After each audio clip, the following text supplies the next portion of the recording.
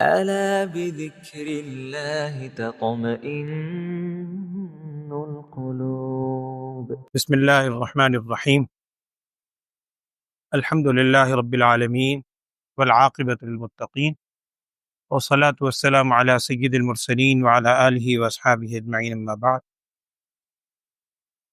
حضرت علی رضی اللہ تعالیٰ عنہ سے ایک حدیث میں یہ الفاظ منقول ہیں کہ ایک موقع پر آپ صلی اللہ علیہ وسلم نے ارشاد فرمایا، الدعاء سلاح المؤمن وعماد الدین ونور السماوات والارض،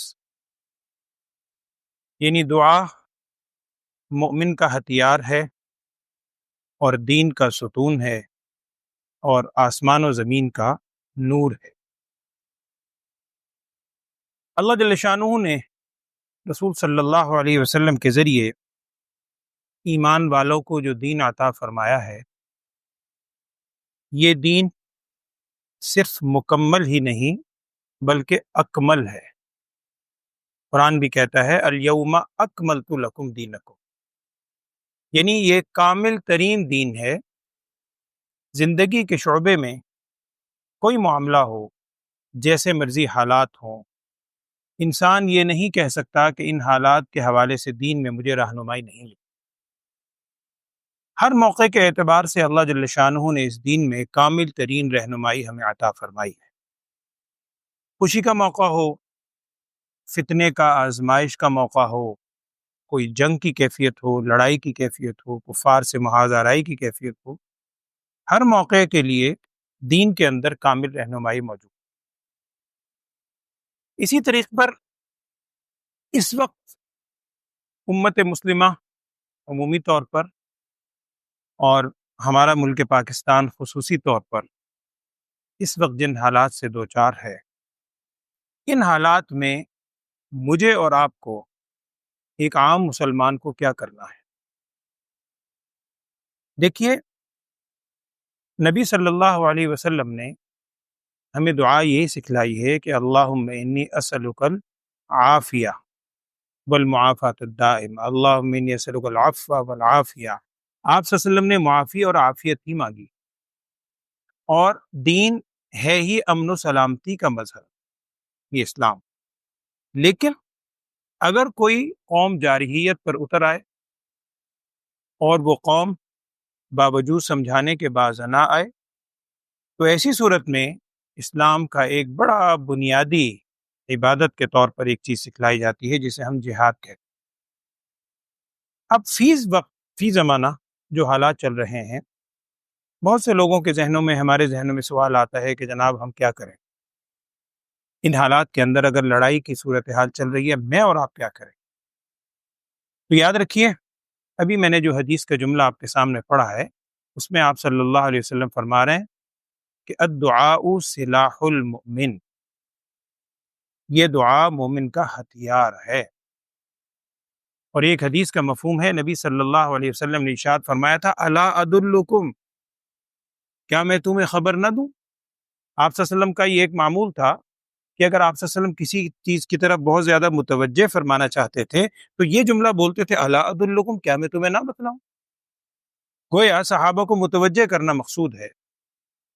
تو آپ صلی اللہ علیہ وسلم نے ارشاد فرمایا کیا تمہیں نہ بتلاؤں، تمہاری رہنمائی نہ کروں ایک ایسی چیز کی طرف؟ آپ صلی اللہ علیہ وسلم جس میں فرما رہے ہیں اس کا مفہوم ہے ایک ایسی چیز کی طرف میں تمہاری رہنمائی نہ کروں جو تمہیں تمہارے دشمنوں سے محفوظ رکھے، دشمنوں سے بچا لے، تمہاری حفاظت کرے، اور تمہیں بھرپور رزق عطا ہو اس چیز کے ذریعے۔ پھر نبی صلی اللہ علیہ وسلم نے ارشاد فرمایا وہ یہ ہے کہ دن اور رات میں اللہ تعالیٰ سے دعا کیا کرو۔ اور اس کے بعد نبی صلی اللہ علیہ وسلم نے یہی جملہ ارشاد فرمایا الدعاء سلاح المؤمن، کہ دعا ایک بندہ مومن کا ہتھیار ہے۔ دیکھیے، اس موقع کے اوپر کچھ حضرات تو وہ ہیں جن کو اللہ نے توفیق دی ہے، جو محاذ کے اوپر لڑتے ہیں، فوجی جوان ہیں، دیگر حضرات ہیں، اللہ تعالیٰ نے جن کو توفیق دی، جن کا مقام ہے لڑ رہے ہیں۔ لیکن عام آدمی یہ سوچتا ہے کہ جی میں اس موقع پہ کیا کروں؟ تو یاد رکھیے، جیسے وہ اپنے ہتھیاروں سے لڑ رہے ہیں، یا اللہ تعالیٰ کبھی موقع ہمیں بھی نصیب کرے، ہمیں بھی اللہ تعالیٰ ہمارے سامنے یہ موقع ہے، ایک تو ہتھیاروں سے لڑنا ہے، اس دعا کو بھی نبی صلی اللہ علیہ وسلم نے مومن کا ہتھیار فرمایا ہے، الدعاء سلاح المؤمن، یہ مومن کا اسلحہ ہے، ہتھیار ہے۔ یہ ہتھیار تو ابھی ہمارے پاس ہے، ہم اپنے گھر بیٹھے اپنی جگہ پر موجود ہو کر اس ہتھیار کو مؤثر طریقے سے استعمال کر سکتے ہیں، اور کرنا چاہیے، اور یہی ہمارا اس وقت کا تقاضا ہے کہ ہر شخص اپنے گھر میں رہ کے اپنی جگہ پر انفرادی طور پر، اجتماعی طور پر اللہ جل شانہ کے حضور دعا کرے، خوب دعا کرے۔ اور یہ دعا وہ چیز ہے جس کو آپ صلی اللہ علیہ وسلم مومن کا ہتھیار قرار دے رہے ہیں۔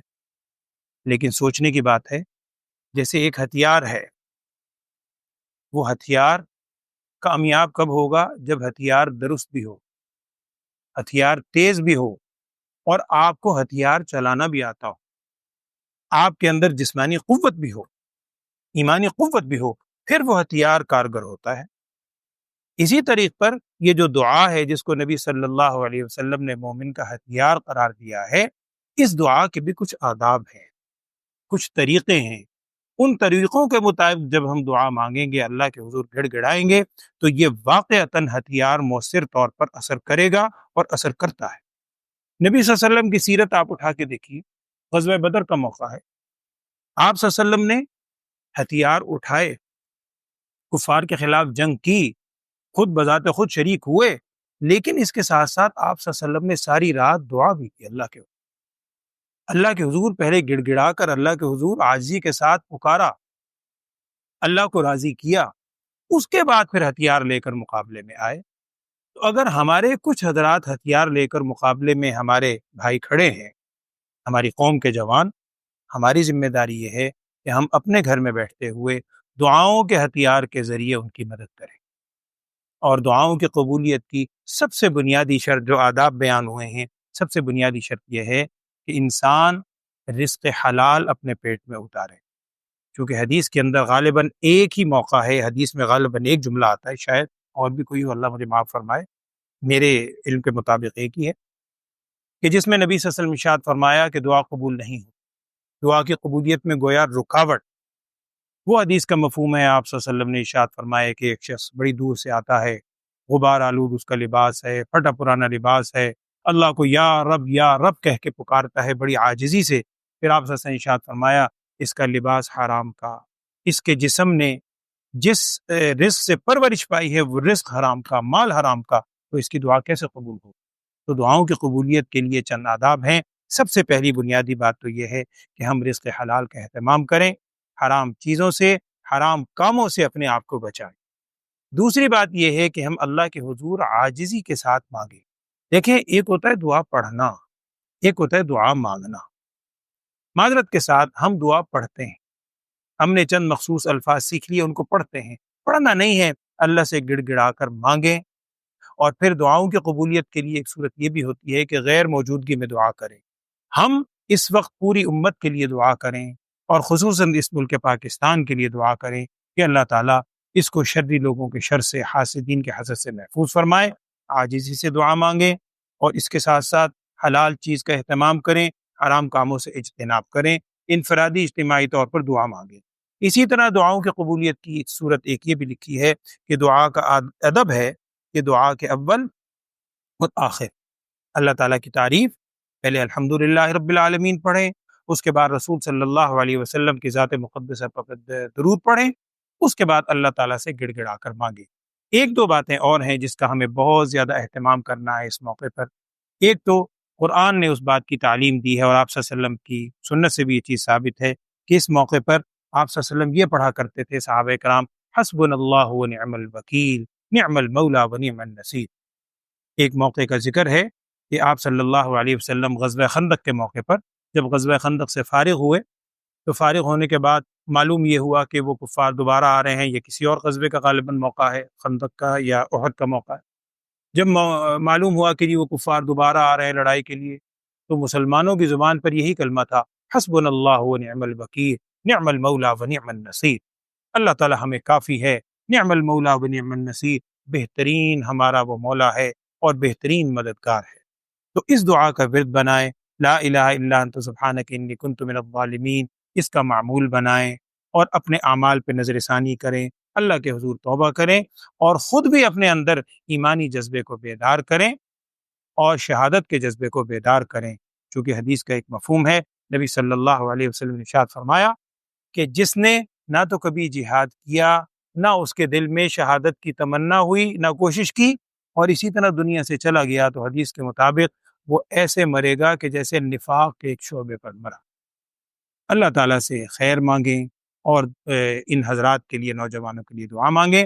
اللہ تعالیٰ ہم سب کو دین پر اور دین کی تمام باتوں پر کامل طور پر عمل کرنے کی توفیق عطا فرمائے، آمین۔ اور اس ملک پاکستان اور پوری امت مسلمہ کی اللہ تعالیٰ حفاظت فرمائے، آمین۔ وآخر دعوانا ان الحمد للہ رب العالمین۔